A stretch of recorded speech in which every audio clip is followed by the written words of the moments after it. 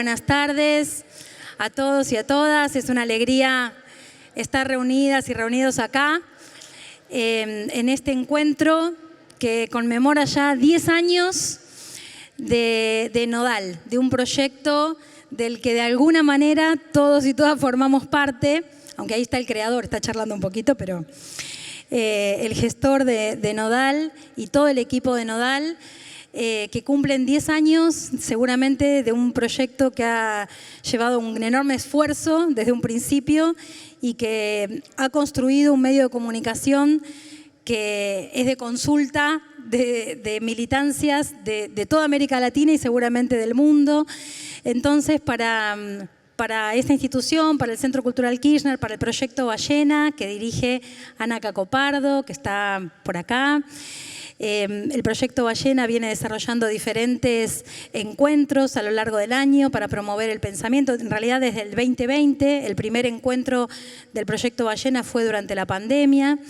El Centro Cultural Kirchner, a partir de una política muy clara del ministro Tristan Bauer y también de Martín Bonavetti, el subsecretario de Gestión de Espacios Especiales y Proyectos, como es el Centro Cultural Kirchner, le ha dado un lugar al pensamiento, a la reflexión, a lo colectivo del devenir del pensamiento latinoamericano.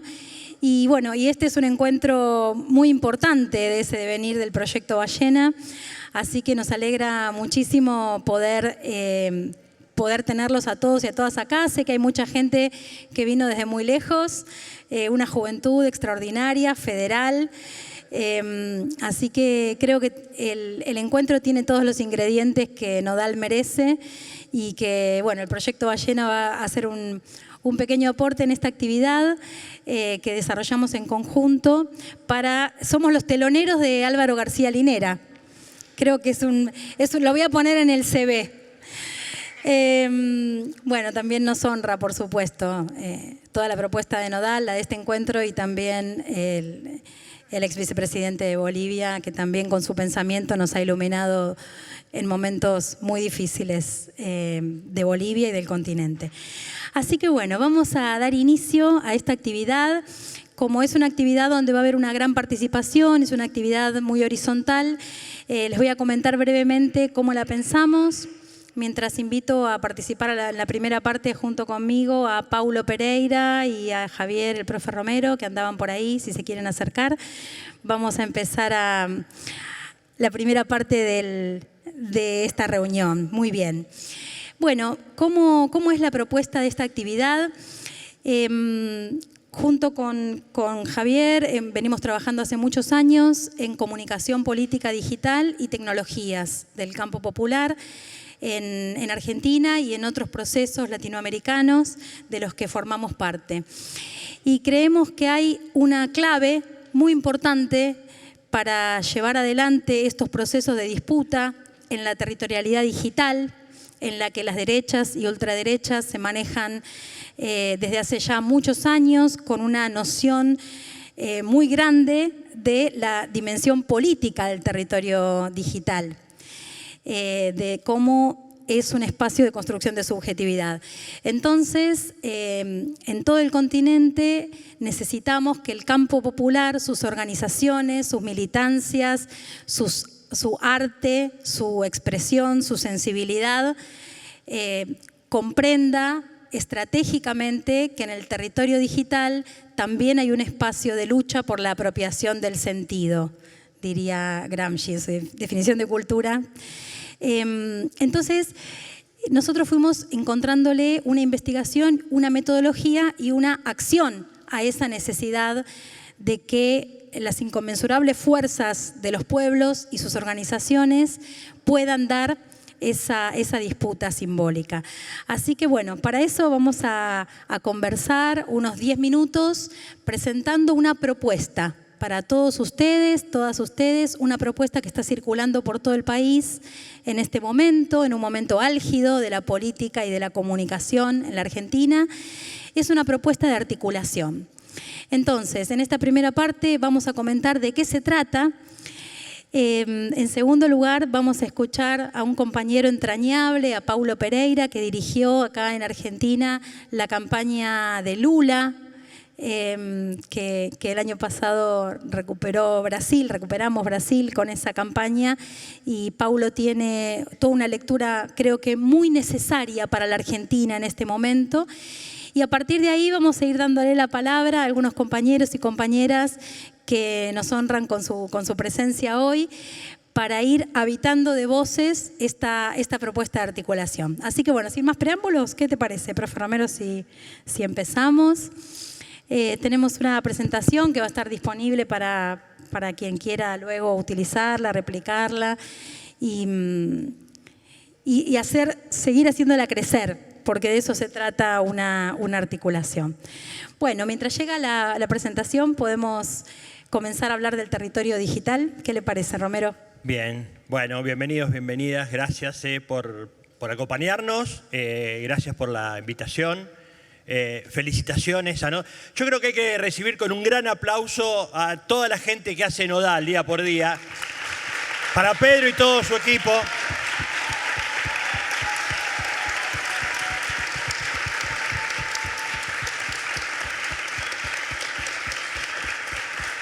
La verdad que es central porque lo que nos permite Nodal también es entender que no estamos solos, entender que los problemas son comunes en general a todos nuestros pueblos.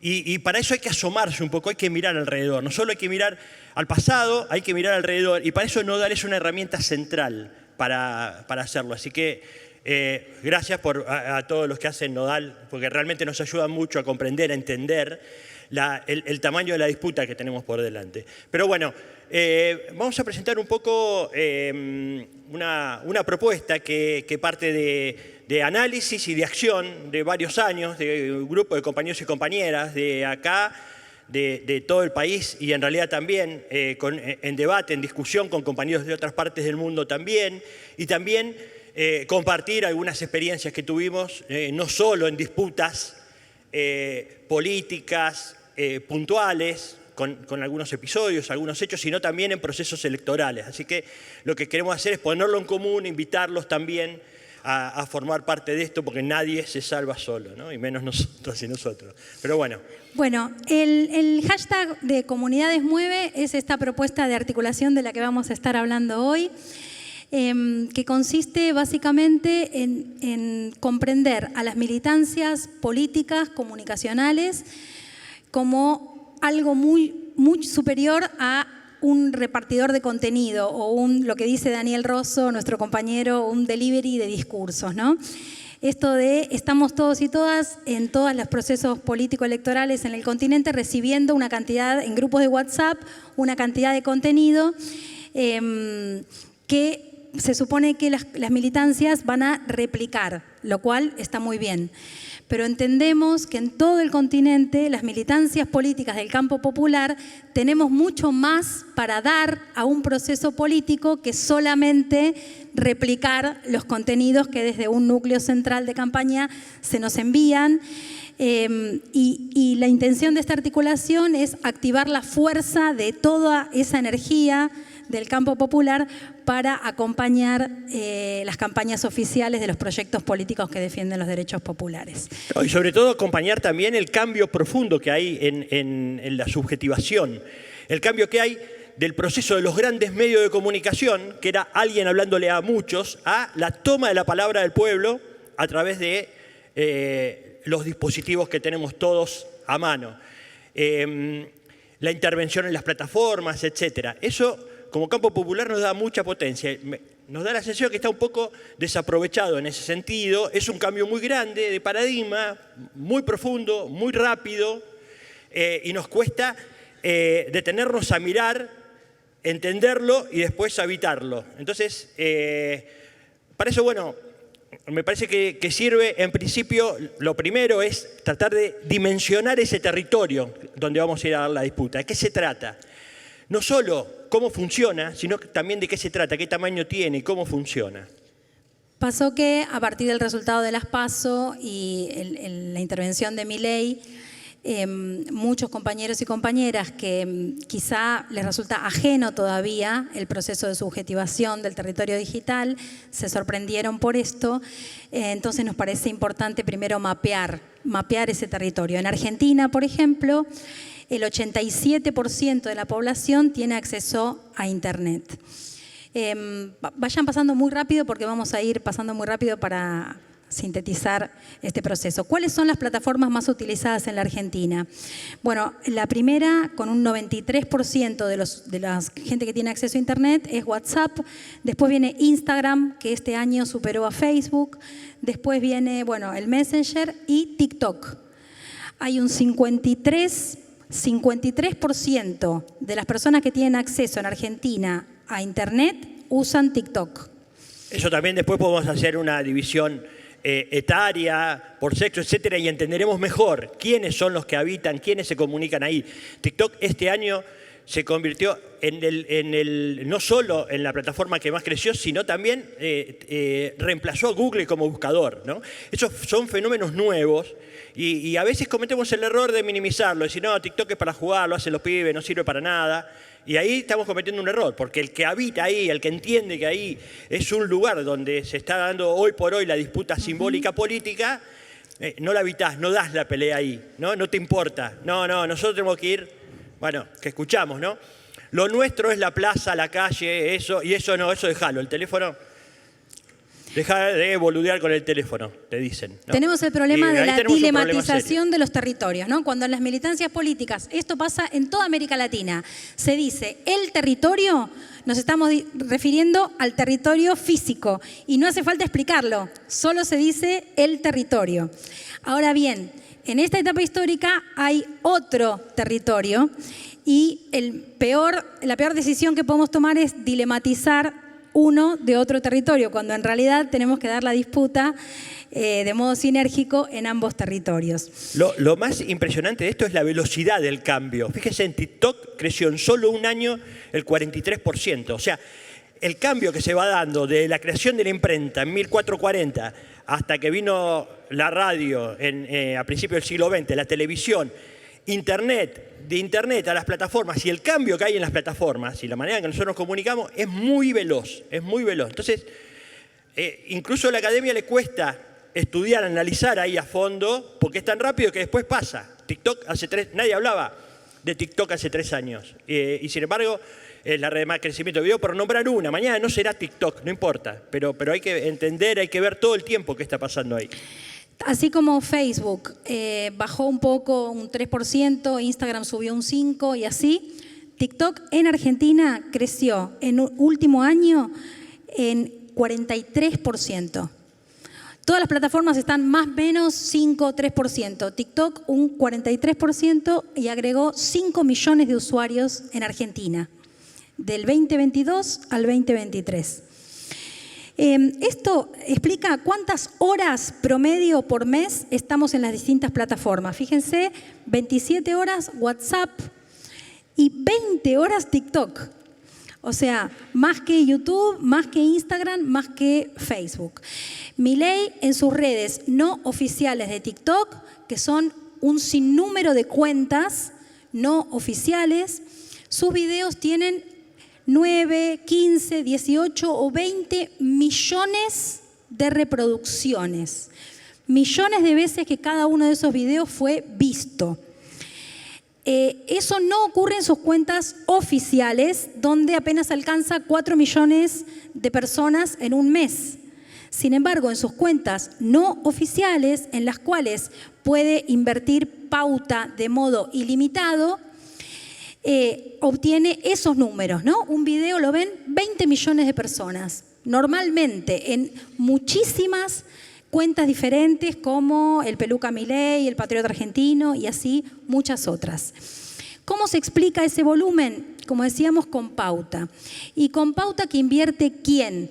Bueno, es fácil pensar a qué intereses económicos, Cristina hubiera dicho del anarcocapitalismo financiero internacional, le interesa que Argentina sea el país que Milei propone, ¿no? A BlackRock, no sé. Es un volumen de dinero muy grande el que hay puesto en este momento y todo este año en la comunicación digital de Javier Milei. Hay algo que nos parece central, ¿no? Y tenemos, en base a lo que venimos haciendo, que venimos trabajando, estudiando, militando, lo que fuimos encontrando es una especie de método, ¿no? Donde primero está claro esto que estamos hablando, entender cuál es el territorio, analizar, ver, por ejemplo, analizar qué proponen los medios más ligados al poder, qué proponen el resto de los medios, ¿y qué pasa en la comunicación pública? O sea, analizar ese territorio, no solo ver en general las grandes líneas de lo que pasa en el territorio digital, sino además qué es lo que pasa con los distintos discursos que se ponen en disputa. ¿Qué pasa ahí?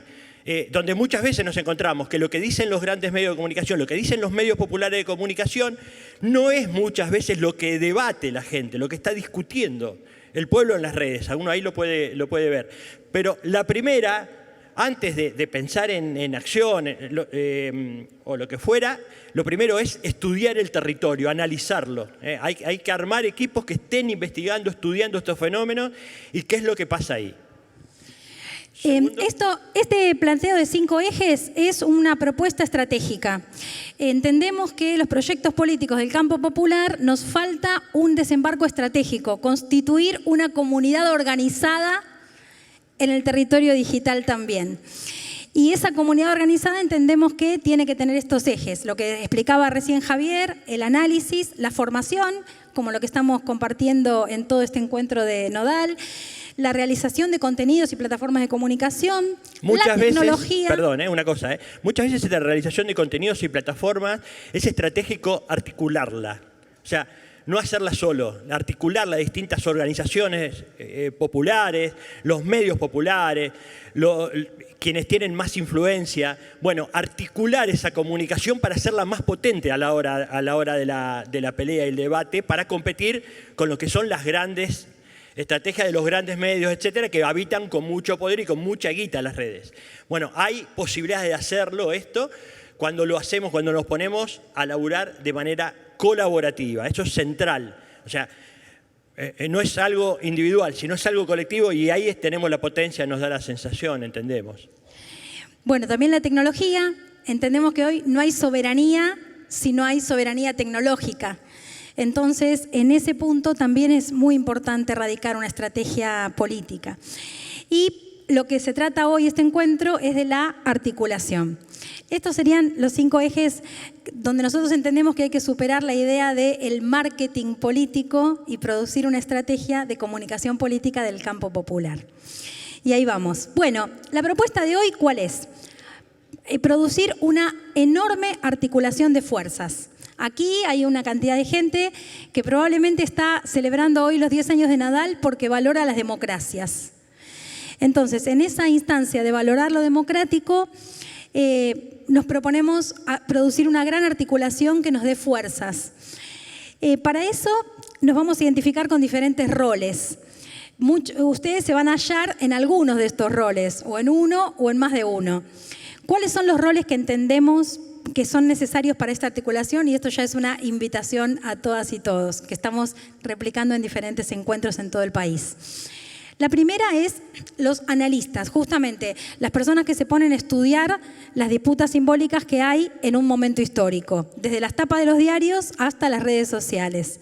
O los números de las redes sociales, como decíamos, el fenómeno de Milei, nosotros lo vimos el año pasado cuando superaba en un 1200% en su desempeño digital al resto de las figuras políticas más importantes del país. Repito ese número, 1200% estaba arriba. Y si el año pasado. El año pasado. Y cuando analizamos este año, estaba bastante parecido. Quiere decir que no tomamos en cuenta lo que estaba pasando ahí. No analizamos, entonces no valoramos, no entendemos, y después mucho nos sorprendemos cuando vemos los números. Muchos se sorprenden. Pero en realidad estaba ahí, había que mirarlo, nada más asomarse y entender la dimensión de lo que estaba pasando. Bueno, así como están los analistas, están los que llamamos argumentarios. Son las personas que están especializadas en determinados temas que una campaña política necesita abordar. Entonces, esas personas saben decirnos algo del CONICET, algo de la educación pública, algo de los derechos humanos, algo de lo que hay que defender, de la industria, del proceso productivo de la Argentina, de la economía argentina. Los argumentarios son especialistas en determinados temas que la campaña comunicacional tiene que tomar y que nos pueden justamente nutrir de información y de conocimiento para esa campaña electoral. Y que lo ponen a disposición colectiva, ¿no? Recién estaba hablando con los compañeros del Centro de Estudios Agrarios, por ejemplo, que hacen estudios muy interesantes sobre el tema agrario. Bueno, los compañeros tienen que formar parte de esa red que estamos armando, porque cuando tenemos que debatir, discutir, valorar o disvalorar alguna política agraria, tenemos los compañeros que saben, que estudian, tienen un centro de estudios de eso, federal, etcétera. Bueno, así pasa con todos los temas, ¿eh? Hay que ponerlos a disposición colectiva. Entonces, analistas, argumentarios, creadores de contenido. Bueno, acá tengo a los piropos peronistas, por ejemplo. Creadores de contenido del más diverso tipo, artístico, estético, político, informativo, como es Nodal. Creadores de contenido y de plataformas de contenido.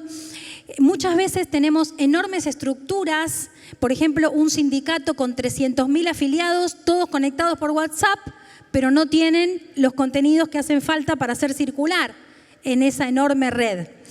Entonces, analistas, argumentarios, creadores de contenido, periodistas, comunicadores e influencers, como el profe Romero, pero también acá hay grandes periodistas, veo por allá. Claro, el tema es habitar ese ecosistema, digamos. ¿Dónde está ahí el poder nuestro, digamos? En la relación del ecosistema. No solo lo que tenemos nosotros, sino lo que tenemos alrededor nuestro. Ver eso y ponerlo en potencia, eso, ¿no? Porque la potencia la da el colectivo que tenemos por detrás. Eso es central, entender en el territorio digital es clave entender ese fenómeno. No solo somos nosotros, sino son quienes están cerca nuestro, quienes están un poco más lejos, quienes comparten intereses con nosotros. Si todo eso se pone en marcha, tiene fuerza. Tenemos la comunidad organizada que estamos tratando de construir. Otro lugar es el de las organizaciones. Organizaciones políticas, sindicales, de derechos humanos, feministas, juveniles, de centros de estudiantes, de pueblos indígenas, en fin, las más diversas organizaciones. En primer lugar, los partidos políticos, ¿no?, que forman parte de un frente popular. Y el último, pero que es el que más nos importa, es el de las militancias. Incluso las personas que se sienten simpatizantes de un proceso político. ¿Por qué? Porque creemos que están subestimadas.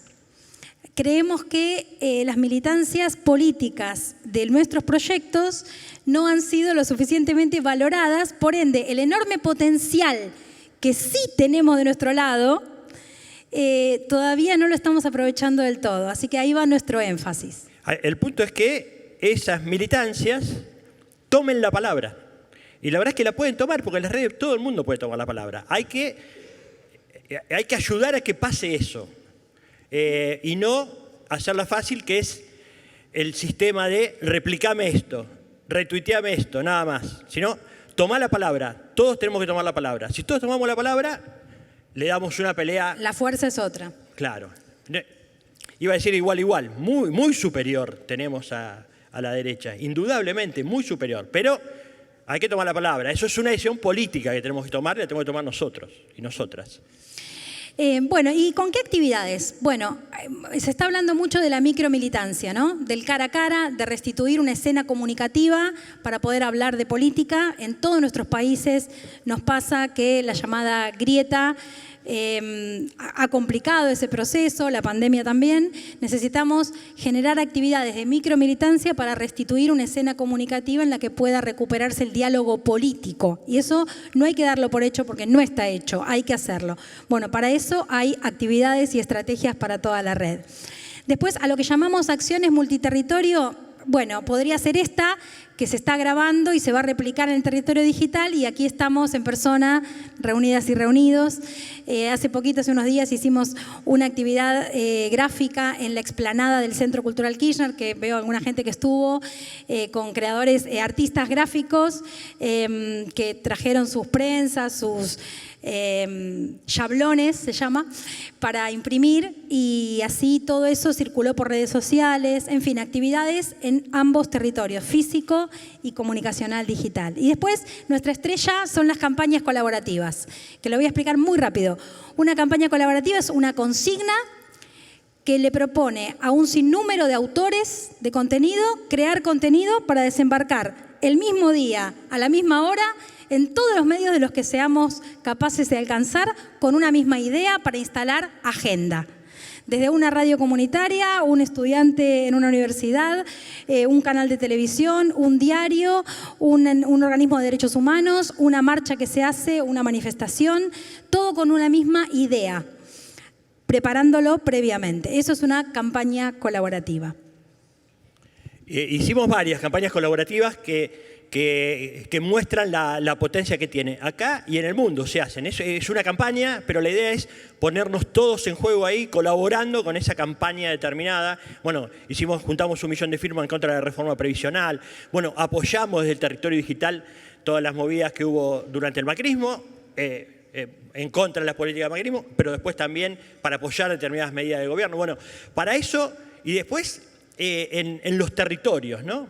Frente a la necesidad de cada territorio, de cada organización, etcétera, una campaña en donde intervengamos todas y todos. Ahí, ¿dónde sería esto? Ustedes dirán, che, yo quiero participar. Bueno, ¿y dónde? ¿Qué hago? ¿Dónde voy?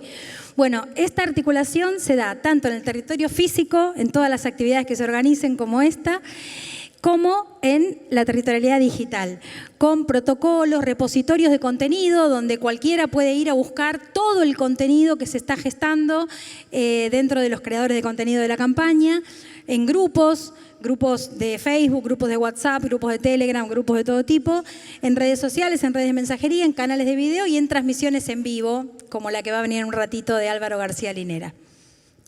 ¿Nada más? Bueno, esta es la propuesta a ser habitada por todas las voces que están hoy acá, y encuentros como este se están realizando en todo el país con las más diversas organizaciones políticas. Entendemos que es imperioso comprender la urgencia que hay de articular esfuerzos en esta disputa, en este territorio y en todos los territorios de modo sincrónico y no de modo adversativo. Así que bueno, esa es la invitación. Bueno, todas estas campañas, bueno, los invitamos a formar parte, pueden buscar Mueve Argentina, Mueve América Latina. No solo hicimos decenas de campañas de estas colaborativas acá en la Argentina, sino también colaboramos con campañas internacionales en varios países hermanos, y además participamos de esta manera, con estas ideas, con esta estrategia, en varias campañas electorales, incluso en varios países de América Latina. Así que no es algo que solamente es una teoría. Tuvimos una idea, nos despertamos un día y dijimos, bueno, se me ocurrió una idea brillante para hacer. No, además de eso la trabajamos mucho en el territorio. Me acordaba, Pedro, en 2017, pues es que nos presentaste en Claxo, cuando presentamos esto, y estábamos con otros compañeros de América Latina, y ahí veíamos el tamaño del desafío que teníamos por delante. Recién había ganado Bolsonaro. Claro. Ahí, por ejemplo, estaban los compañeros de Brasil y nos decían, bueno, pasó esto con Bolsonaro. No entendemos qué nos pasó. Nosotros estábamos haciendo una campaña y de repente empezó a crecer ese hombre que iba tercero y que parecía un marginal, y de repente nos gana, ¿no? Y bueno, y ahí lo que decía Renato Robay, ese compañero que había venido a compartir con nosotros la experiencia, nos contaba el monstruo que estaban viendo ahí abajo. Y bueno, lo que se trata es derrotar a ese monstruo y no pensarlo como un monstruo, ¿no? Y hablando de eso, Paulo Pereira, compañero del PT de Brasil, vino a contarnos la experiencia en sintonía con todo esto, de lo que fue el triunfo que esperamos poder emular en la Argentina. Bueno, muchas gracias, Fer.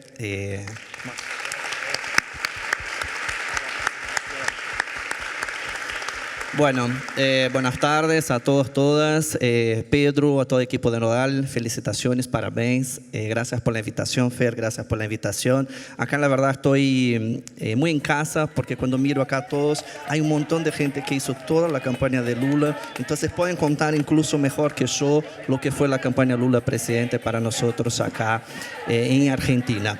Mientras yo hablo, ustedes van a mirar un poco lo que fue el 2 de octubre, que ahora el 2 de octubre va a pasar un año de la victoria en la primera vuelta. Yo voy a dejar eso porque yo había preparado, dice, ¿qué pasó en Brasil post-Bolsonaro? ¿No? Iba a hablar del proyecto de ley 2630 de las fake news, iba a hablar de, bueno, dijo, no es nada de eso que tengo que hablar. tengo que hablar lo que nosotros hicimos acá para que Lula tuviera por primera vez en la historia de las elecciones en Argentina 65% de los votos, y lo que hizo con que Argentina fuera el único país en toda Latinoamérica donde Lula ganó las elecciones. Eso no es menor, ¿no? Muchos de mis amigos, compañeros que están acá y el público van a decir, bueno, pero es Lula. Bueno, no se olviden que Lula venía de la cárcel, viene de más o menos 15 años de criminalización de su imagen, del Partido de los Trabajadores, donde se hacen encuestas, van a decir parte, sector de la población, que la corrupción está atrapada, atrelada a un partido y a un color, ¿no? Nosotros venimos de eso, no es que era tan fácil así como dicen algunos, de que bueno, era Lula. Y acá en Argentina no era distinto. La primera ola de migraciones que tuvimos acá de la comunidad brasileña es de los años 90, o sea, no vivieron los años Lula y Dilma. Entonces tenía un discurso atravesado por los medios hegemónicos, que era justamente lo de la corrupción, Lava Jato, todo lo que ya conocimos. Esa gente no nos votaba. Bueno, la segunda ola de migración, que viene de 2015 para acá, son jóvenes que tampoco vivieron los años Lula y un poco del año Dilma. Y bueno, nosotros sabemos lo que pasó con los años Dilma, ¿no? Entonces, ese era el tamaño del desafío que teníamos nosotros como núcleo del Partido de los Trabajadores acá. Primero, fuimos a buscar quién éramos, porque en 2014 perdimos las elecciones en Argentina. Es importante decir eso. Dilma Rousseff ganó en Brasil con un margen muy pequeño, acá perdió las elecciones. 2018 con Fernando Haddad, perdimos la primera vuelta, acá ganó Bolsonaro, y la segunda vuelta nosotros decimos, no es posible, hace 2 años ocupamos embajada, obelisco, protestas, calle, ¿cómo perdimos las elecciones acá en 2018, ¿no? Bueno, Lula siempre habla de eso, ¿no? Elecciones se gana y se pierde, cuando se pierde, recoge los trapitos y aprender a ver qué hicimos de malo, ¿no? Eso hicimos en 2014, 2018, hicimos 2022, vamos a estar mucho más preparados, sea quien sea el candidato, ¿no? Por suerte fue Lula. Bueno, 2022, ¿qué hicimos? Empezamos a buscar quién era la comunidad brasileña. Es importante decir eso, porque todo lo que hablaba Fer ahí en el armado es un poquito lo que nos guió, Fer. Nosotros necesitamos entender dónde estábamos y quién éramos, ¿no? Yo vivo en Argentina hace 10 años, aunque hables español horrible, pero estos 10 años es mucho de Cava, de la ciudad de Buenos Aires. Para nosotros es muy difícil la movilidad, ¿no? Está acá la compañera Karen Tepp, concejala de la ciudad de Rosario, y Rosario fue la primera ciudad que fuimos a buscar la comunidad brasileña, porque es la segunda ciudad en el país con mayor cantidad de brasileños en el país. Nunca habíamos pisado en Rosario, pero bueno, los compañeros de Rosario que quieren votar, sí o sí tienen que venir a Buenos Aires. ¿Cómo garantizar que esos compañeros votaron, no? ¿Cómo garantizar que primero se empadronaron? Mira, estoy hablando de todo eso para que vean la complejidad del voto y cómo íbamos a buscar estos votos, ¿no? Como nosotros, Partido de los Trabajadores, íbamos a hablar con grupos que no querían escuchar a nosotros, que no nos conocían y nosotros tampoco los conocíamos. Bueno, fuimos a hacer un trabajo primero de datos, que es lo que Fer marca acá. Hay que saber claramente con quién queremos hablar y cómo lo vamos a abordar. Fuimos a entender que la mayoría de la población brasileña, hoy somos 110.000 brasileños viviendo acá en la ciudad, acá en el país, en Argentina. De estos 110.000, 40% están en la ciudad de Buenos Aires, 20% en la provincia y lo demás por el país. Después está Rosario y Mar del Plata, la ciudad con más brasileños. Bueno, entendemos dónde tenemos que ir, ¿no? De esta población sabíamos que 56% eran mujeres y después 34% juventud. Bueno, es igual en Brasil. Las mujeres y la juventud van a dar a la victoria a Lula. Acá es lo mismo. Entonces tenemos que hacer una campaña para hablar con las compañeras y con la juventud acá en Argentina. Pero ¿cómo hablar con las compañeras de juventud con un candidato como Lula que tiene 77 años y no es un candidato de las redes sociales? Si vos comparás los números como hizo Fer con Lula y Bolsonaro a la época, era una vergüenza las redes. Bolsonaro nos pasa por arriba, incluso muchos siguen pasando por arriba de nosotros. Nuestra tarea no está completa en Brasil. Bueno, fuimos a buscar cada uno de estos compañeros, charlar, generar comunidades. Eso de lo que hablaba de los microinfluenciadores fue fundamental Porque primero no fuimos a hablar de Lula con la gente, fuimos a hablar de elecciones primero. Es decir, sabes que tenés elección, sabes que tenés que empadronarte, además uno tiene que empadronarse, ¿no? Hay todo un proceso. Este primer proceso fue muy victorioso.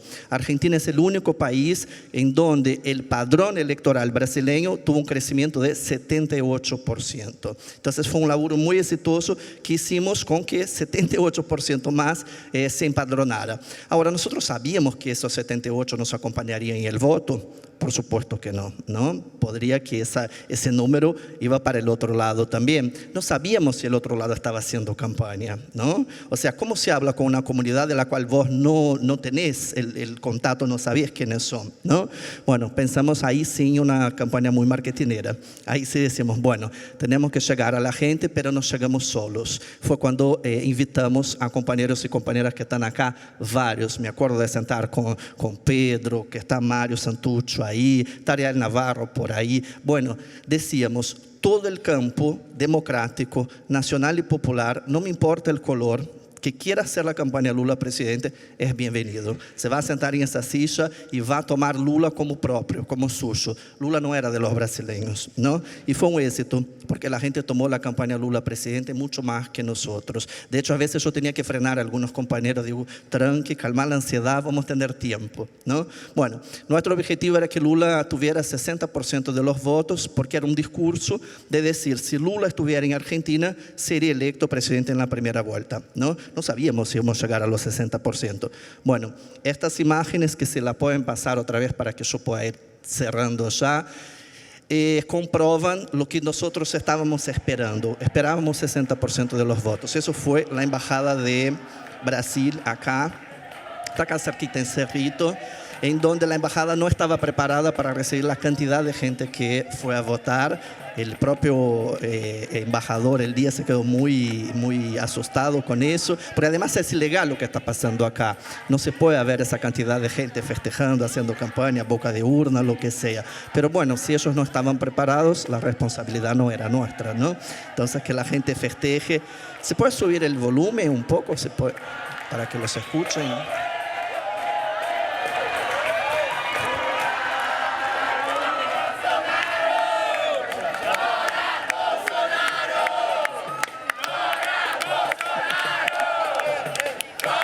Eso es la primera vuelta, no habíamos ganado todavía.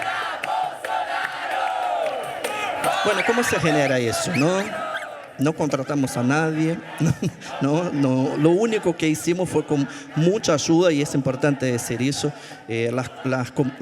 los sindicatos, los movimientos populares, los partidos políticos, los centros culturales. Y ahí me acuerdo mucho que nosotros elegimos hacer encuentros sectoriales, porque decíamos, bueno, hay que mover entre los encuentros sectoriales el nombre de Lula y que cada uno haga su propio Lula, ¿no? Encaramos como si fuera una elección. Imagínate que 110.000 personas, es una ciudad pequeña en Brasil. Entonces yo decía, bueno, enfrentamos como una elección de un intendente en una ciudad X, y ahí vamos a saber lo que hay que hacer, mapear y buscar esos votos, ¿no? Entonces elegimos Córdoba, Mar del Plata, Rosario, La Plata y Buenos Aires como las 5 ciudades que íbamos a trabajar. Hicimos 5 grupos de WhatsApp que se llamaban justamente Rosario con Lula, Córdoba con Lula, Buenos Aires con Lula. Bueno, obvio, ¿no? Era un horror esos grupos, ¿no? Era tremendo de administrar, es dificílimo, peleas enormes, materiales repetidos, pero ese bardo generó eso. Ese caos que nosotros no teníamos ningún control más, y en un momento abandonamos, porque si abandonar, que tiene vida propia eso, ¿no? Y fue maravilloso cuando ganó vida propia, porque ahí sí llegó a esa cantidad de gente que nosotros solos no íbamos a llegar nunca. De hecho, por eso perdimos las elecciones en 2014 y 2018, porque no entendíamos que la campaña, que nuestra función única es generar una ola y dar material para que esa gente camine sola, para que todos que acá, yo no tengo que hablar eso para ustedes, que ustedes saben mejor que yo, pero para que cada uno se apropie de su propio Lula, de su propio candidato, candidato de su propia masa, ¿no? En este momento los encuentros sectoriales fueron para eso, Fer.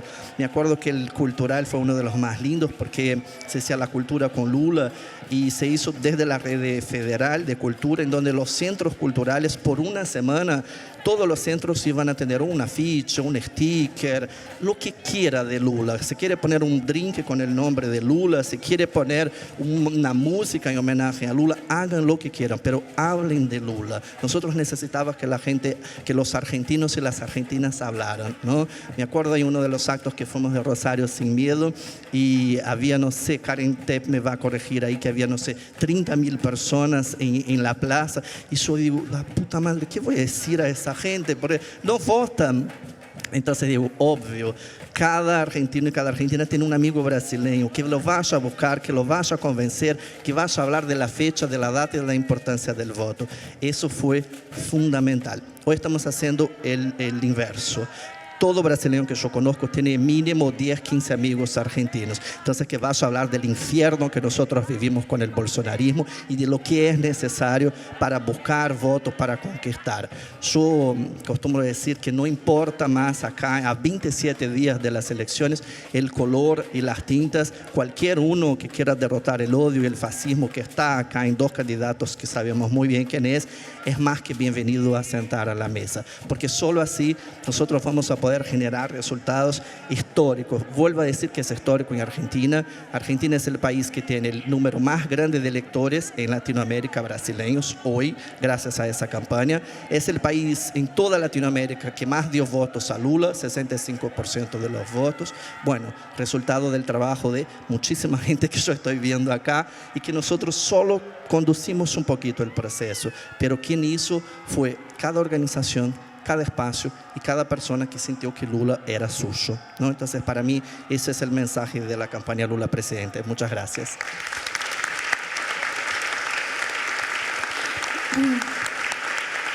Muy inspirador, ese 65%.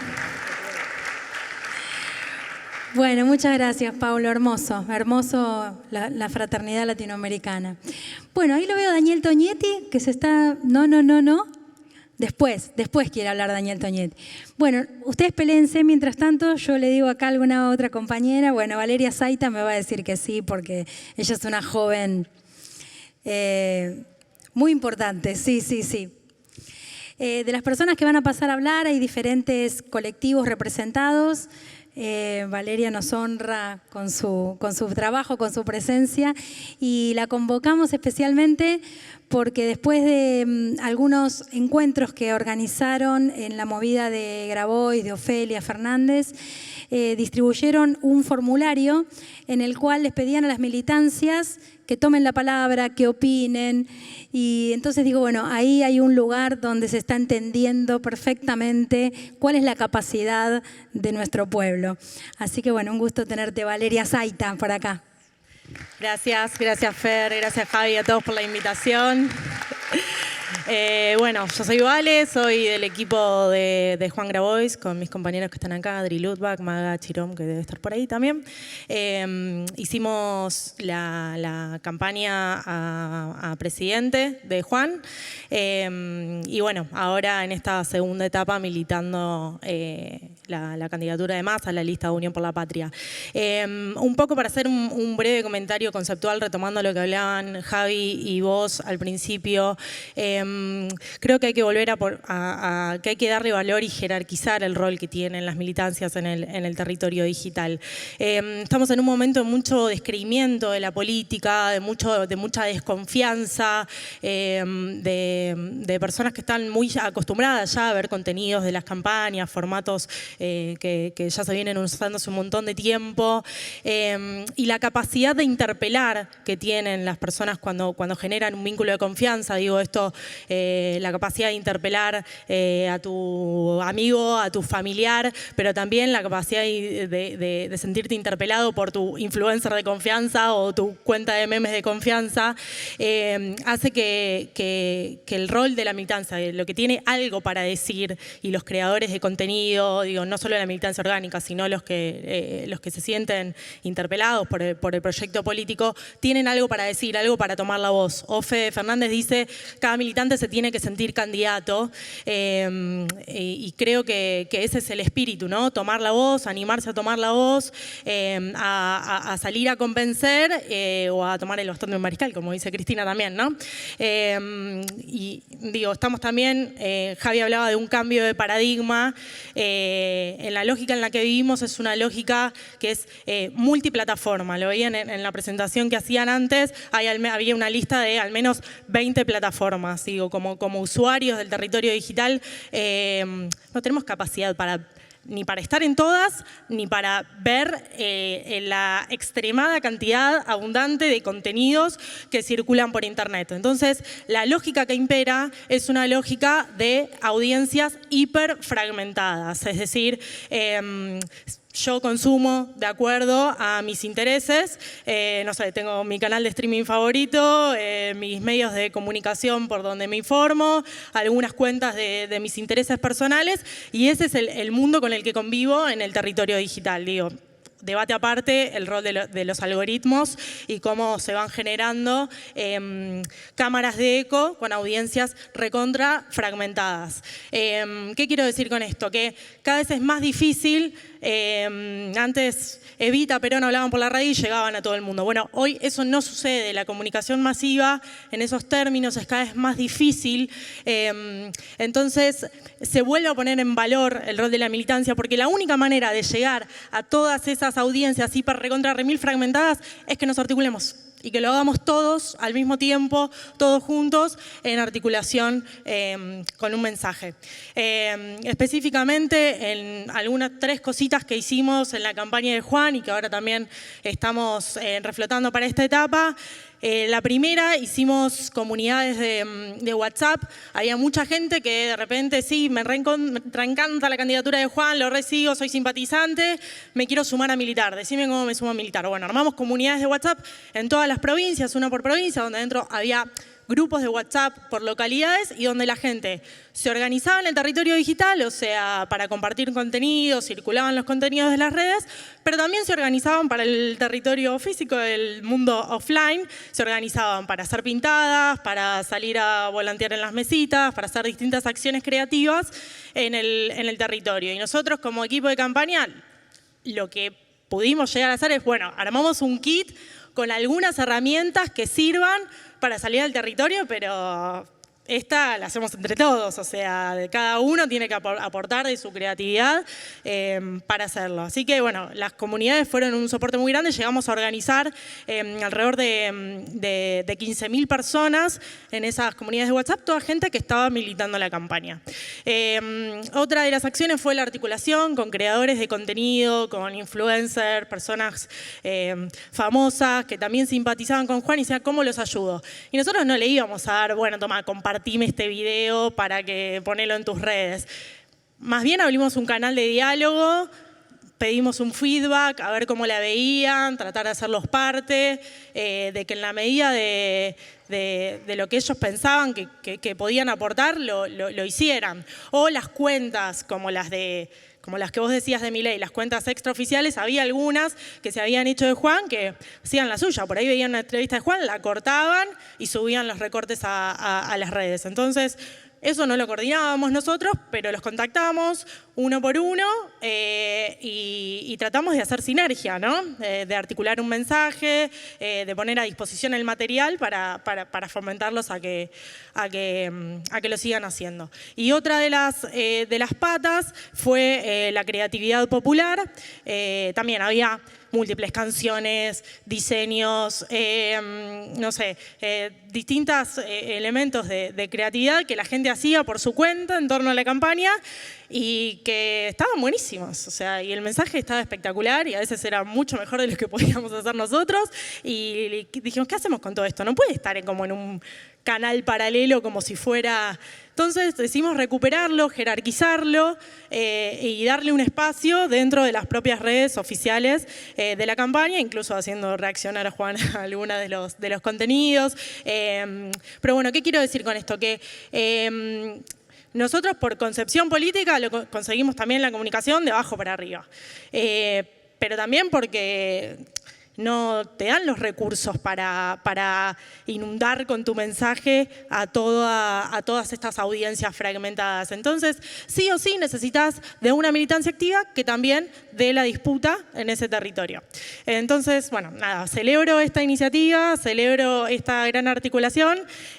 Para esta etapa nosotros hicimos un recursero, que es una serie de argumentos fundamentalmente para discutir a Milei, para discutir a Bullrich con distintos ejes, que no es algo cerrado, sino algo dinámico, que se puede ir construyendo entre todos. Eso está a total disposición. También creamos un server de Discord para organizar mejor esa discusión y a la militancia que quiere ir a pelear ese voto uno a uno. Y Adri también estuvo con el tema de la comunidad desbordada, que es la iniciativa que lanzó OFE, que tiene que ver con esto, con, bueno, si yo quiero ir a convencer a mi metro cuadrado, qué argumentos, qué iniciativas, cómo puedo ir a discutir ese voto. Así que, bueno, todas esas herramientas a disposición para esta articulación. Creo que es muy importante que cada uno, desde su identidad, desde su lugar de enunciación, convenza a su pequeño fragmento de audiencia, a su pequeña comunidad digital y accione en ese sentido, ¿no? Cada uno desde su impronta. Muchas gracias, vale, vamos. Hola. Bueno, con esta juventud me atrevo a todo, ¿viste? Bueno, ¿quién más? Si Valeria de alguna manera representa a las organizaciones en esto de los roles, también tengo creadores de contenido por acá. Me gustaría pasar a Esteban Perier de Piropos Peronistas y a Lucía, claro que sí. Bueno, hablamos de creadores de contenido, artistas, humoristas, guionistas, para nutrir todas estas redes y la fuerza que también tiene la articulación. Bueno, buenas tardes, muchas gracias, muy contento de la invitación. Bueno, Nodal, felicitaciones a todos. Me alegra también ver muchos compas de otras provincias. Nosotros somos de Misiones, somos hermanos. Así que también bancamos siempre lo federal. Nosotros sostenemos que no es lo mismo militar en una provincia que gobierna el radicalismo, por ejemplo, hace 20 años o hace 15 como Mendoza, o en Corrientes, o militar en Ituzaingó, Corrientes, que militar acá, donde tenés en Cava, que tenés muchos espacios culturales, centros, digamos, de integración, tenés organizaciones sociales, políticas. Entonces bancamos esa militancia, reivindicamos, así que bueno, y también a toda la gente de la Neurona Rebelde, un montón de compas que vienen haciendo alto laburo, estamos muy contentos de eso. Bueno, un poco nuestra experiencia como piropos, ¿qué decirles? Nosotros hacemos reír a la gente y coger a los peronistas, entonces no sé por qué estamos acá, pero bueno, se ve que eso tiene su fuerza. Piropos Peronistas de algún modo fue armando un Tinder peroncho que hoy hay gente que gracias a eso, no sé, se va a casar, van a tener hijos, y en un momento de la pandemia eso sostuvo. Resultado, pero es un resultado. Sí. No, y sobre todo eso, la unidad y la comunidad deviene de la crisis de las organizaciones tradicionales, decimos nosotros. Nosotros somos un poco el fruto de eso, militamos como 10 años en una organización, también verticalista, y yo recontrabanco todo eso, pero también entiendo los procesos y somos el resultado un poco de esta cuestión, cómo comunicar a pesar de eso. Y nosotros, bueno, ¿qué desafío tenemos ahora con Massa? No sé si hay alguien acá que venga directamente que sea masista de... Frente Renovador. Claro, el Frente Renovador, digamos, original. ¿Hay alguno acá o no? Bueno, creo que la mayoría no, y nosotros lo mismo. Esa mano viene arriba. Ahí esa manito viene arriba, sin vergüenza. Ya está pasando, ya está pasando. Toñetti se hizo cargo. Bueno. Se hizo bien. Masista de la primera hora. Entonces, con esa cuestión nosotros decimos, nosotros éramos los que cantábamos que no pasa nada si todos los traidores se van con Massa, digamos. Bueno, ¿qué hacemos ahora? Rápidamente, nosotros como somos peronistas y seguimos las líneas de la conducción, nos tuvimos que adaptar ahí y bueno, hay que meter. Y en base a eso, bueno, tuvimos que... El desafío es cómo enamoramos a Sergio Massa. Un poco el humor te permite decir cosas que de otro modo no se puede, llevar al extremo un montón de cosas y eso nos gusta, sexualizar al candidato, hablar de un montón de cosas que están buenas. Hicimos el Ken del profe Romero también. ¿Dónde está el profe? ¿Cómo? Acércate. Quedó muy, muy sexy. Bueno, y en torno a eso, como el desafío ahora era cómo enamoramos al candidato que encima es ministro de Economía, que no te puedes salir de la regla, que tenés que mantener el orden en la economía, no podés bardear a nadie, a diferencia de Milei. Ahora parece que como que los únicos que pueden bardear son los libertarios y nosotros no podemos putearnos con nadie ni bardear a nadie.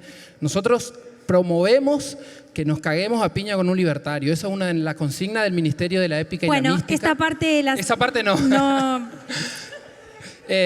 No, lo que digo es como un poco ser lo más genuino posible y lo menos coacheado es lo que nos conmueve a nosotros como peronistas y es un poco lo que tratamos de hacer y transmitir. Y en torno a eso tenemos como dos líneas de acción, se podría decir. Una es sexualizar al candidato, romantizar, ponerle una onda y armamos una remera, o estamos armando una especie así, que es el Massa Mattioli.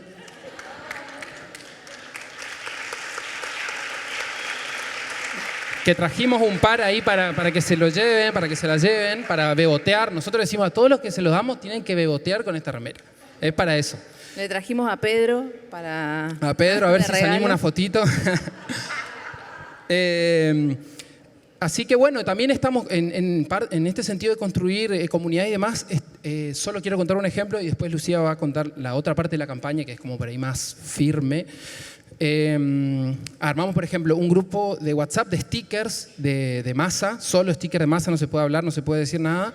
Y parece una pavada, pero responder un mensaje con un sticker de una persona entra en la subjetividad de a poquito se va metiendo. Entonces, bueno, son pequeños aportes y también de la militancia silvestre, de lo que surge. Justamente con Fer, en una reunión habían tirado esa propuesta y ahí al toque agarramos y se sumó mucha gente. Pero quiero contar un ejemplo del poder que tiene un video. A mí me volvió la cabeza. Empezamos a publicar cosas con otras cuentas de meme, con Mementiste, El Hijo del Chipi, que son cuentas grandes de meme y que llegan a otro público. Y publicamos un video en el cual Milei dice que él era de Boca y se volvió anti-Boca. Entonces yo me volví loco con eso porque dije, si vos sos sumamente bostero, no podés votar a un tipo que dice que es anti-Boca. Y ahí dijimos, bueno, vamos a publicar esto y que se viralice. Bueno, y corrió mucho, mandamos a los grupos de los bosteros y demás, un poco así. Y en un momento, que ahora vos podés ver quién comparte tus historias, veo que un pibe que no nos seguía ni nada, publica el video de Milei y dice, casi me convence. Y ahí yo dije, a mí me voló la cabeza porque dije, o sea que este pibe que es de Boca haya visto un video de Milei que casi lo convence porque estaba a punto de votarlo, solo porque era de Boca, y Milei dijo que es anti-Boca, dije, bueno, hay un poder ahí y hay que, como decía el compañero, también hay mucha segmentación, la compañera decía, hay como mucha segmentación del contenido. Como ese, si no le llegás por ese lado, quizás va directamente a votar a Milei. Entonces, bueno, un poco nos estamos ingeniando con eso y, bueno, viendo qué podemos hacer. Bueno, una cosita más que me interesaría retomar, que hablaban ustedes de la cuestión de la territorialidad. Para mí es muy importante porque, bueno, nosotros somos misioneros, somos hermanos, y veo, bueno, muchos chicos de San Juan, por ahí vi las remeras y para mí es como muy emocionante porque creo que reivindicamos la cuestión federal. Piropos fue como un poco un suceso en su momento, o sea, de un momento nos explotó en la cara algo que empezó como joda y fue así, digamos. Teníamos que ver, por un lado, que hablábamos la cuestión humorística y por otro lado la cuestión federal. Y yo ahí quiero decir algo, o sea, me considero profundamente misionera. Mi segundo nombre es Yeteud, o sea, es bien guaraní. Y entonces las disputas territoriales y de disputas de sentido en términos simbólicos son muy importantes porque en la campaña que promovemos ahora nosotros de convencer a uno más para que vote a Massa, tiene que ver con lo que cada uno sabe. O sea, solo el sanjuanino o el compañero de San Luis, dije San Juan era San Luis, bueno, los compañeros de San Luis saben qué sueña un pibe de 15 años, de 16, de 20. Entonces, apelar a lo que nosotros entendemos como identitario para poder decir, bueno, compañero, este es el camino. Digamos, por eso nosotros hacemos muchos memes con la chipa, porque siempre decimos al porteño, no es chipacito ni chipá, es chipa, porque viene de nuestro mundillo, digamos, y está buenísimo disputar desde ahí. Y se viralizan memes que tienen que ver con eso, con lo territorial y con lo que es nuestro. Y para mí el peronismo disputa desde el deseo, y por eso siempre es bueno que volvamos a esas dos simientes, ¿no? Como lo territorial. Y que también esto quiero decir, que capaz vos estés de acuerdo, que la guita de la pauta ¿por qué siempre está en los medios más tradicionales y no está en compañeros que a lo mejor acá hay muchos que tengan... Porque hay un problema cultural, tenemos un problema Sin cultural duda. y esta es la batalla que estamos dando. Yo les quiero agregar un punto. Ustedes dijeron el humor, sí, el federalismo, sí. Pero ustedes agregan algo más que es imprescindible en este momento, que es la erotización del proceso político. Esa remera es muestra de eso, es el humor, todo lo que ustedes hacen es el federalismo y esta sensibilidad para entender cómo piensan y cómo sienten las personas de cada lugar del país, pero también un agradecimiento muy grande por traer eso de erotizar como pulsión de vida, en un momento en el que la propuesta que tenemos del otro lado es una propuesta de muerte de tantas cosas tan valiosas de este país, ¿no? Así que me emociona y les agradezco muchísimo a ustedes que hayan venido, que sean parte de la articulación. Gracias, gracias. Muy bien. Después tenemos unas remeras que nos pidan.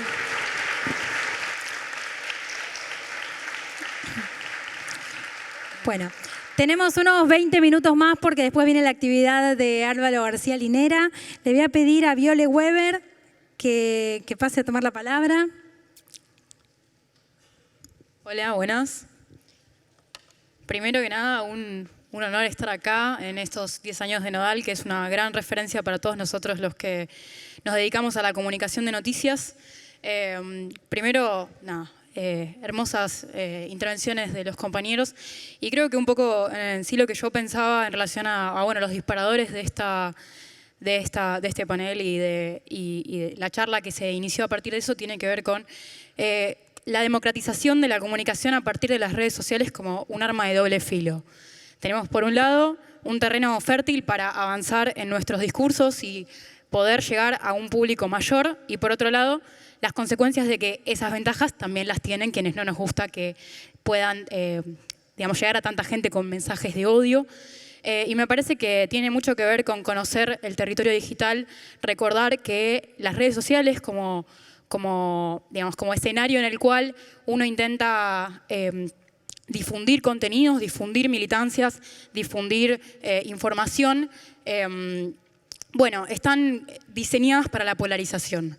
Entonces, eso no nos tenemos que olvidar nunca de que siempre los mensajes más extremos son los que mejor llegan y en ese sentido también me parece que hay un ejercicio de ponernos a pensar desde dónde comunicamos para entender que también conocer ese territorio digital es también asumir ciertas reglas del juego que capaz no nos gustan tanto, a nosotros nos gusta hacer un análisis más de fondo, más contextual, entender las causas, las implicancias de lo que militamos, de lo que hacemos, y a veces en este territorio no es posible hacer eso. Y tenemos que acoplarnos a un escenario que tiene que ver con la inmediatez, que tiene que ver con hablar menos, tener más efectividad en los mensajes que damos, y creo que ese ejercicio, que a veces no es deseable, es necesario igual, y que en sí la producción y la difusión de contenidos tiene un poco algo de hacer hasta que algo la pega y se viraliza, y que con los chicos de Piropos eso funcionó de esa manera, y me parece que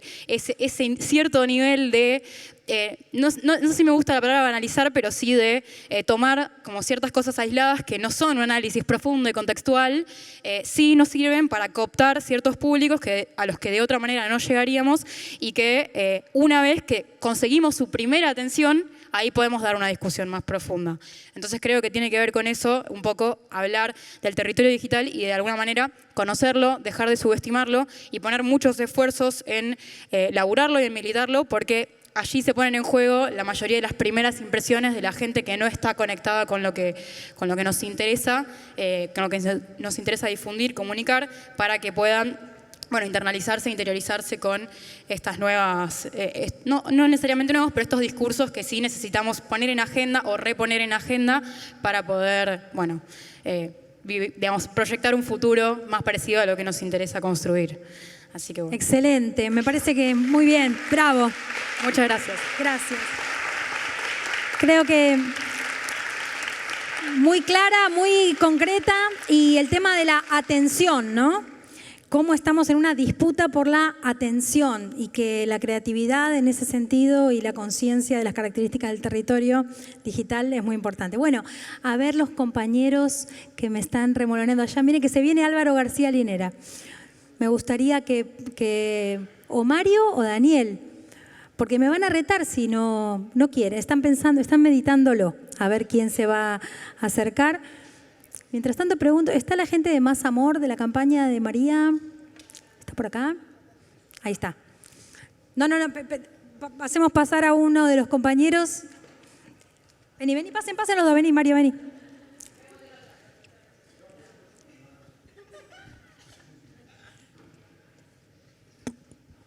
¿O primero? ¿Pues yo? Bueno, yo también me voy a sentar. Me da pánico escénico, si no estar parada ahí con el micrófono. Bueno, gracias por la invitación. Felicitaciones, Pedro y toda la gente de Nodal. Muchas gracias. Gracias, Fer, por la invitación.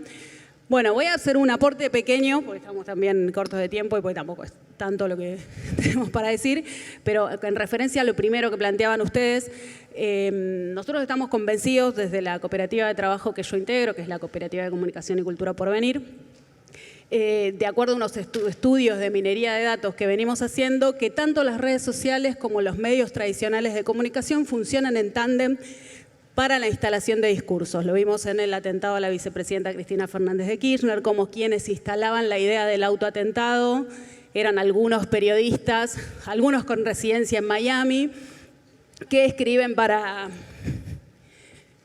Infobae, y desde ahí saltaba, esos segmentos saltaban a las redes sociales y cómo se retroalimentan. El tema de la grieta, las campañas de odio, todas están planteadas de la misma manera, ¿no? Hay una retroalimentación entre el medio tradicional, el medio corporativo, la corporación económica, y las redes sociales, que también son corporaciones económicas, y esto también es importante decirlo. Digo, en ese sentido, y entendiendo esto, después del resultado de la primera vuelta de las elecciones, nos juntamos un par de compañeros y compañeras de cooperativas de trabajo, de medios populares de comunicación y algunas organizaciones para pensar cómo aportábamos a esta idea de una campaña más ciudadana. En ese contexto debatimos bastante sobre qué plantear en esa campaña, y entendiendo esto que planteaba con antelación, lo que interpretamos fue que teníamos que darle una oposición a esa campaña del odio, a esa grieta que tanto se había instalado en las redes sociales como en los medios. Entonces tomamos nuestro candidato y, como los chicos de Piropos Peronistas lo erotizaron, nosotros lo llenamos de amor y pusimos a la campaña Más Amor, y a partir de ahí empezamos a jugar con esta idea de no ponernos en oposición a ninguno de los dos candidatos que representan el odio, la muerte y a la derecha en Argentina, sino a tratar de buscar qué es lo mejor que tiene ese candidato que nos representa o que representa a la fuerza política y al peronismo, que en algunos casos es bastante amplia igual la organización, no solamente somos compañeros y compañeras peronistas, ver cómo le dábamos esa dinámica. Así que así surgió la marca de la campaña, y desde ahí empezamos a plantear acciones. Tenemos acciones en redes sociales que nos encuentran en TikTok y en Instagram como masamor.ok, y después también planteamos una línea territorial de intervenciones también públicas. Hicimos la campaña del Massa con la Copa de Messi, cuando fue el tema en la legislatura. Hicimos una campaña bastante polémica que lo tenía a Massa en el centro y tenía a Eve, Tati, Estela y Norita alrededor, y era una campaña a favor de los derechos humanos en una total unidad con Massa en el medio, y eso pegamos en las vallas de la legislatura el día que Villarroel presentaba el libro. Así que un poco la idea fue empezar a plantearlo desde ahí, y en ese contexto se fueron sumando un montón de compañeros y compañeras, sumamos sindicatos, un montón de compañeros y compañeras que no militan orgánicamente, pero que tenían la idea de de querer hacer algo, de colaborar. Así que se armó un gran grupo de WhatsApp que es de difusión y otro que funciona como un reservorio de contenidos en el que dimos la marca y la gente hace cosas, hace memes, hace videos, es muy colaborativo y también tomó como esto, como vida propia, entonces la gente va aportando y así se armó un grupo de pibites, decimos nosotros les mocoses, que son entre 15 y 18 años, que son los que hacen el contenido más pensado para TikTok, que hacen unas cosas maravillosas que a nosotros nunca se nos hubiese ocurrido, que ellos ven otro tipo de contenido, entonces ese contenido lo traen a la campaña del Más Amor. Así que ahí vamos articulando entre todas las organizaciones. El viernes hicimos nuestra primera fiesta. Vinieron 300 personas, fue maravilloso. Estuvieron los compañeros de Piropos Peronistas y hicimos unas lindas fotos beboteando con la cara de Massa Mattioli. Así que, bueno, nada, un poco la experiencia es eso. Es esa. Me parece muy valiosa y muy fundante toda articulación, en este caso de medios, porque bueno, María trabaja en la Radio de las Madres, en una cantidad de medios populares, así como Farco reúne a todas las radios comunitarias del país. Y el tema de los creadores de contenido, articulando con estos medios, acá Julián Arcí convocó también a todo un colectivo de artistas, por eso los Piropos Peronistas, los chicos que hacen inteligencia artificial y de pronto aparece Massa cantando como si fuera Valeria Lynch, que hizo Me das cada día más con las medidas que tomó últimamente económicamente. También hay un video muy viral de inteligencia artificial donde entra Axel como interrumpir una fiesta en la que Massa se está por casar con el establishment político de la derecha y se terminan huyendo, bailando y cantando una misma canción. Creo que la clave es que esos creadores de contenido están por un lado y los medios están por otro, y las comunidades que quieren militar el territorio digital están por otro. Entonces, esta propuesta tiene que ver con hacer una sinergia en todo eso. No sé qué piensa la revista Crisis, Mario Santucho, de todo esto. Bueno, buenas tardes. Un gustazo. Gracias por la invitación a Nodal. La verdad que es una referencia siempre para nosotros, así que también crear espacios como estos tan necesarios hoy, ¿no? Así que un saludo muy grande.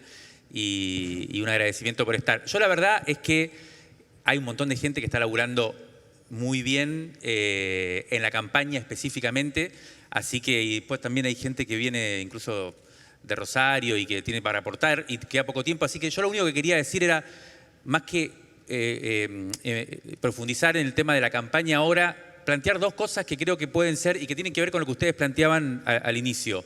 Y que me parece que son, por lo menos en nuestra experiencia, es medio clave, que son, por un lado, la importancia de la participación o de la emergencia de una militancia en relación con lo digital, ¿no? ¿Y qué quiere decir esto? Y la cantidad de perspectivas o de potencialidad que tiene si la militancia efectivamente se apropia de lo digital y no solamente, y ahí es donde están unos primeros problemas, en dos cuestiones. Una, en simplemente las redes como un lugar de circulación de contenidos, sino para nosotros puede ser muy importante las redes como herramienta de movilización, ¿no? Y entonces acá ya empieza a aparecer algo que trasciende la campaña, ¿no? Y si la militancia efectivamente puede empezar a apropiarse de las redes y de lo digital, entonces empieza a convertirse en algo que tiene carácter estratégico.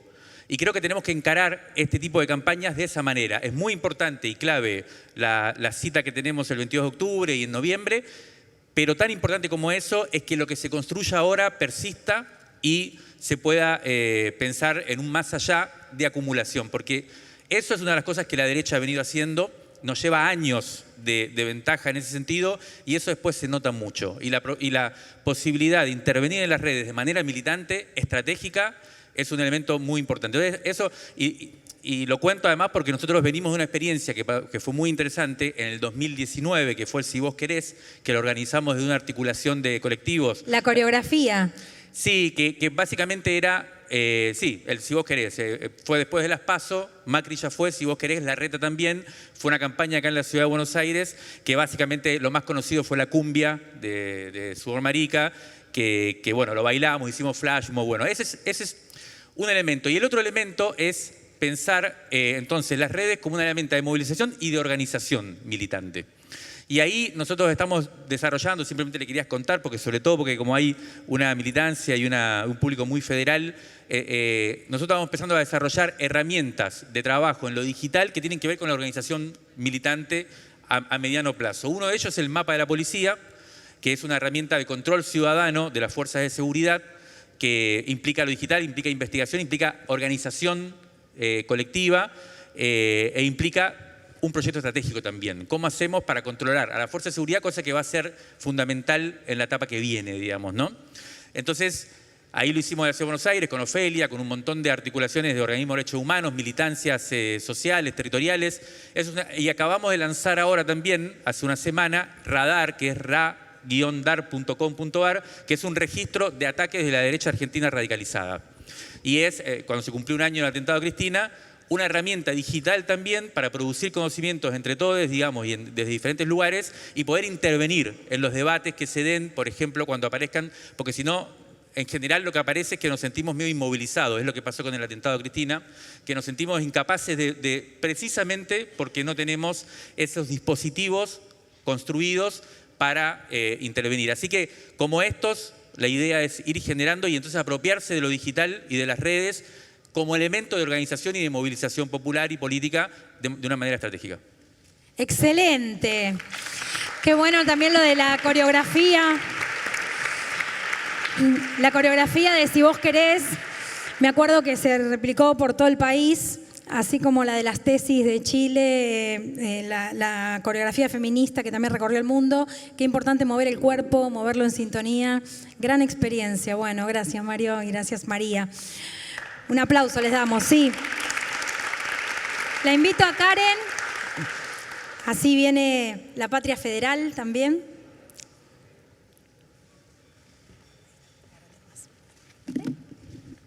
Hola, buenas tardes a todos, a todas, a todes. Bueno, yo soy Karen Tepp, soy concejala de la ciudad de Rosario. Todavía no sé muy bien por qué Pedro me invitó a mí y no todo el enorme equipo de comunicación que tiene Ciudad Futura. Por algo será. Por algo será. Entonces voy a hablar no tanto quizás de comunicación, sí, contando un poco nuestra experiencia, pero sobre todo de las otras dos palabras que me parecen centrales en esta charla, que son la de política y poder. Nosotros venimos de hace unas semanas nomás, tener las elecciones locales, en donde me hubiese encantado venir acá y decirles que la pelota pegó en el palo y entró, pero la realidad es que pegó en el palo y salió, y por muy poquita diferencia de votos, 15.000 votos en una ciudad de 1 millón de habitantes, perdimos la posibilidad del gobierno de la ciudad de Rosario frente a lo que es un nuevo espacio de centro derecha en la ciudad de Rosario y en la provincia de Santa Fe, porque como todos sabrán acá, Santa Fe siempre tuvo la particularidad de tener un frente progresista, que es el que gobernaba por fuera de la grieta nacional en la que vivíamos. Bueno, ese ex frente progresista decidió ya alianzarse con el PRO y armar un gran Juntos por el Cambio, y enfrentados nos tuvo a nosotros, un partido político independiente, pero que empezamos a trabajar desde ya hace más de un año con los sectores del peronismo y con aquellos progresistas no gorilas, no pro Juntos por el Cambio, que empezaban a necesitar una nueva alternativa en una ciudad que hace 30 años es gobernada por un mismo color político y que todos conocen la realidad en la que vivimos, no solamente la inflación, la crisis económica y demás, sino también la crisis de violencia en la que ya estamos hace más de 10 años. Bueno, construimos un espacio, primero una interna, una gran interna, y dentro de esa interna una nueva fuerza que impulsamos, una nueva generación política que decidimos empezar a hacernos cargo y tomar de alguna manera también el bastón de mariscal en nuestro propio territorio. Tuvimos una PASO en la cual salió vencedor el espacio que impulsamos, que se llama Rosario Sin Miedo. Rosario Sin Miedo, y ahí estuvo el nombre, y ahí es donde tiene que estar la política. Si nosotros hacíamos algunos focus group y demás, seguramente va a salir que hoy la principal preocupación de la gente es el miedo. Y es el miedo no solamente vinculado a la inseguridad, aunque sí en el caso de Rosario, directamente vinculado a la violencia urbana, sino el miedo a no saber si vas a poder renovar el contrato de alquiler, el miedo a no saber si vas a poder sostener el laburo. Bueno, vivimos en una sociedad con miedo. Entonces nosotros decidimos, y ahí es donde tiene que estar siempre ante cualquier estrategia de comunicación, la definición política, empezar a trabajar sobre la idea del miedo que existía en nuestra sociedad. Hicimos toda una campaña que llamamos Rosario sin miedo. Y yo digo esto ¿por qué? Porque estuvimos muy cerca de ganar las elecciones, la perdimos, como les decía, por 15.000 votos, pero despertamos una gran ilusión. El 48,5% de los rosarinos y rosarinas nos eligieron a un espacio que era nuevo, que era inédito, que estaba impulsado principalmente por jóvenes de distintas organizaciones políticas, que tuvimos que enfrentar una campaña muy sucia. Y a mí me parece que eso también está bueno discutir cuando hablamos de las campañas y de la comunicación y de la construcción de poder y de política en estos tiempos.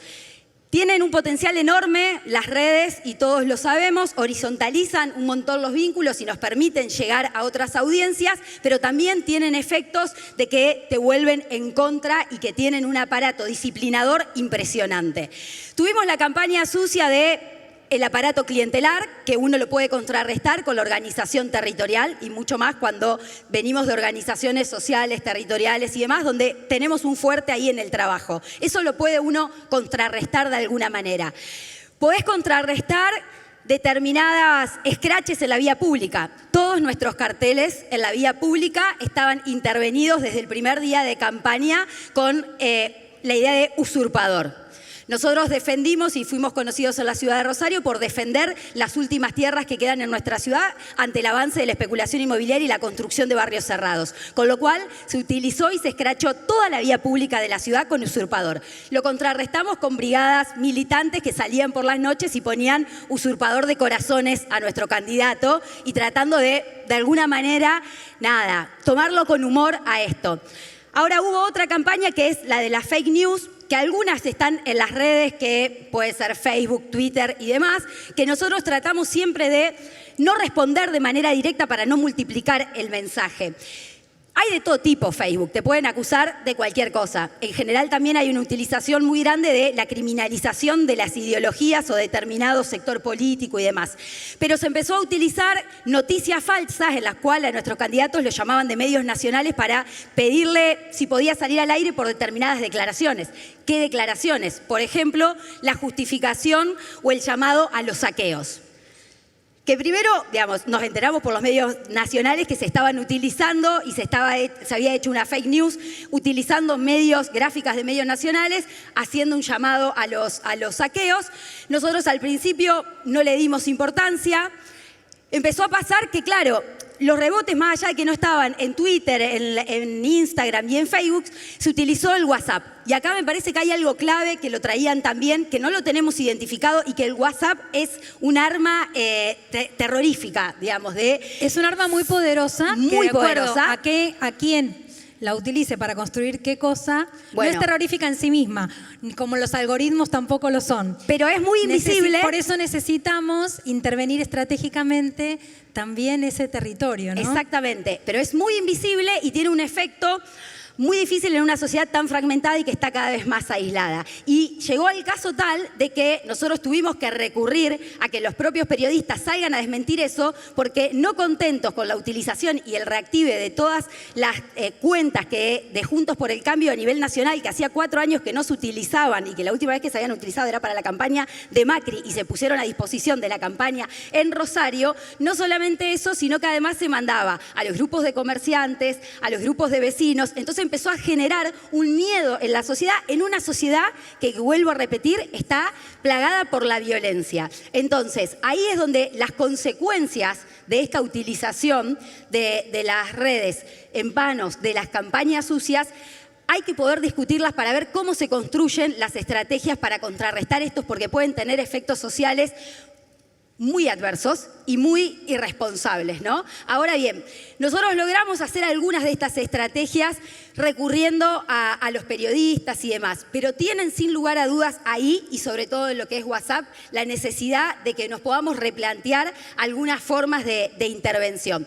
Pero me parece importante compartir de nuestra experiencia que frente a una campaña que sembró el miedo, que utilizó sembrar más miedo en una sociedad con miedo, con divisiones, nosotros pudimos contrarrestarla con una campaña que, por el contrario, lo que buscó hacer es sembrar esperanzas y poder invitar a horizontes diferentes de futuro. Y eso es central, porque creo que nosotros lo que estamos perdiendo cada vez más es la posibilidad de invitar a la sociedad no a defender lo que tiene, sino a ir por lo que falta. Y eso sin lugar a dudas que tiene en la política un efecto multiplicador muy grande como para ir contrarrestando estas cuestiones. Algunas estrategias que nos dimos frente a un aparato que operó sobre el miedo fue la necesidad de poder derribar prejuicios y mitos y construir puentes.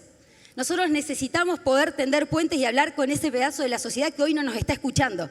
Y para eso nosotros tenemos que hacernos cargo de que hoy estamos en una sociedad tan dividida donde cada uno de nosotros consumimos lo que creemos. Y es necesario que en la construcción de los mensajes que hagamos no reafirmemos esos prejuicios o mitos que tienen sobre nosotros, sino que por el contrario podamos tender un puente y hacerle mirar a las personas otra cosa de nosotros mismos y de nuestras ideas. Lo segundo es volver a hablar de los problemas de la vida cotidiana, es poder resolver y hablar de la agenda de los problemas que tiene la gente, que eso es central. Y también lo que me parece importante contar de la experiencia de Rosario es que nuestra fuerza política ganó en todos los barrios y en todos los distritos donde a nivel nacional ganó Milei. ¿Y eso qué nos dice? Que la sociedad no se derechizó. La sociedad no se derechizó. Porque si no, no puede ser que en los mismos distritos, que son todos los barrios, para decirlo en forma más clara, Unión por la Patria en las elecciones PASO no ganó en ninguna seccional de la ciudad de Rosario. En la periferia ganó Milei y en el centro ganó Bullrich. En las elecciones locales, en la periferia ganamos nosotros, una fuerza que no bajó ninguna bandera, que siguió defendiendo las causas de nuestros populares y demás, y en el centro ganó el actual intendente. Las seccionales del centro tienen un peso electoral que hizo contrarrestar la elección. Pero lo que voy es que la sociedad no se derechiza.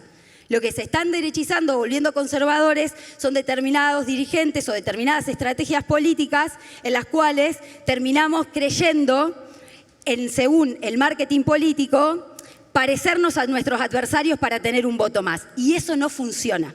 Entonces yo creo que lo fundamental de acá para adelante, para cualquier campaña política y para después de la campaña también, es entender que hay una necesidad de un fuerte trabajo en la sociedad. Y que ese trabajo en la sociedad lo tenemos que hacer pudiendo tener puentes y sobre todo entendiendo de que las sociedades se dividen en dos. En aquellas que tienen miedo, en aquellas que quieren ir a ganar el futuro y aquellas que quieren conservar el presente. La diferencia entre unas y otras es el miedo y la esperanza. Y yo creo que hace bastante tiempo que nos están invitando a defender este presente y a conservar lo que tenemos, que cada vez es menos y está peor, y tenemos que animarnos a hacer campañas y a crear instrumentos nuevos que nos animen a ir por lo que falta, para poder tener la esperanza. Muy bien.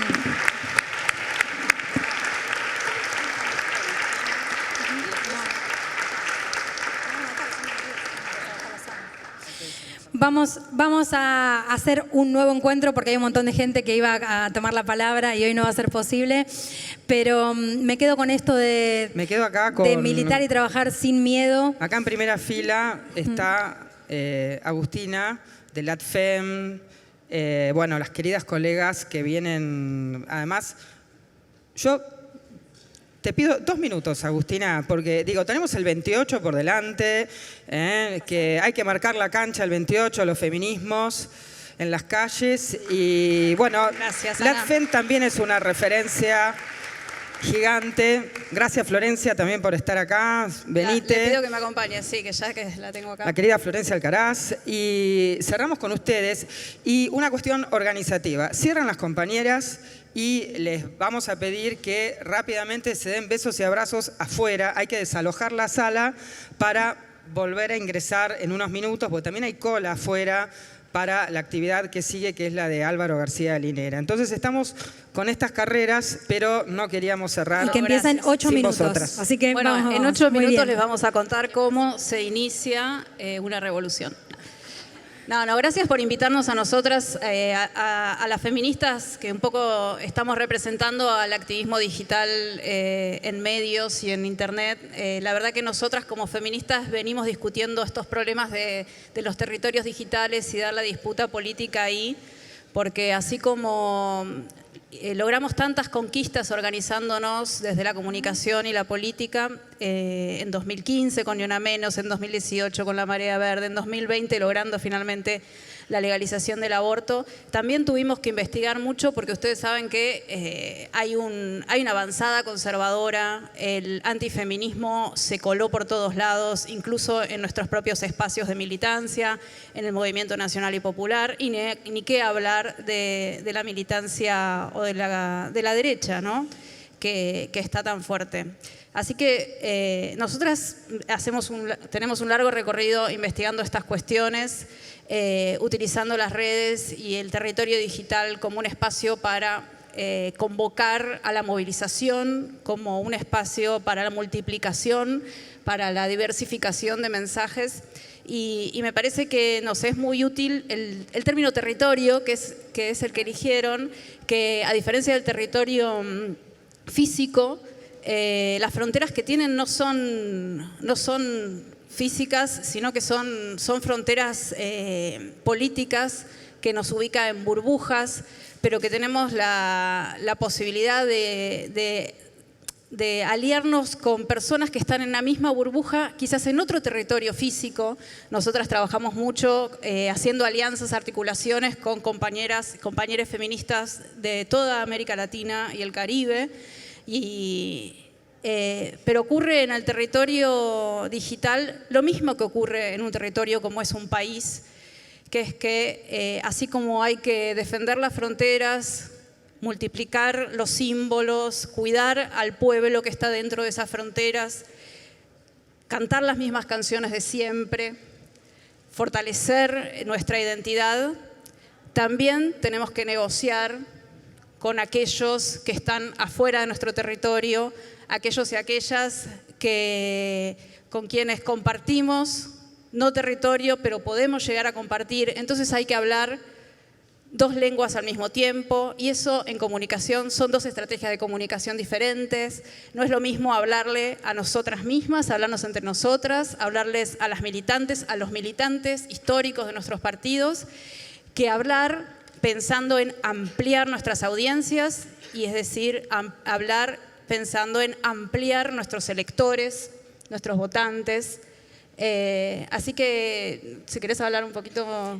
Sí, por ahí sumar que en este proceso que vivimos los feminismos también, que la cancha está bastante inclinada en las redes sociales, sumar al diagnóstico que hacían al comienzo, que los algoritmos son opacos, no somos todos y todas iguales en las redes sociales, no tenemos la misma posibilidad de inserción, las feministas somos atacadas, las periodistas feministas en el último tiempo, el 70% de ellas se viene retirando del espacio digital porque no es tan sencillo, digo, también tener en cuenta esa comunicación territorial en el espacio digital que sea situada y que sea pensada. No todas ni todos tenemos la misma posibilidad de disputar sentidos, pero en esa línea, porque no queremos ser víctimas de nadie y no nos queremos construir en esa subjetividad, nosotras lo que empezamos a pensar es en un proyecto que tiene como horizonte el cambio narrativo y pensar la idea de volver a enamorar. Cómo volver a enamorar, cómo volver a gritar desde los feminismos, cómo salir de hablarnos entre nosotras y apelar plantear un periodismo feminista que hable al 99% y que deje de tener una lengua encriptada, que no solo nos pasa a nosotras, a las periodistas feministas, sino que le pasa a todo el campo progresista y de derechos humanos, que siempre estamos vinculadas a violación de derechos humanos, vulneración de derechos humanos. Es difícil convocar desde ese lugar y empezar a convocar desde el enamoramiento, desde el deseo, desde la vitalidad, desde la proyección a futuro y desde la esperanza, como recién comentaba Karen, pero tenemos que hacer el esfuerzo porque creo que tenemos una larga historia de plantearnos desde la denuncia y la demanda, pero también tiene que ser posible poder poner en palabras y de una manera bonita, de una manera sexy, la vida que queremos, que no es tan difícil y no es tan complicado. Lo que pasa es que nos cuesta poder poner en palabras y construir sentidos alrededor de ese mundo que imaginamos, que creo que todos y todas lo tenemos bastante claro quienes estamos aquí.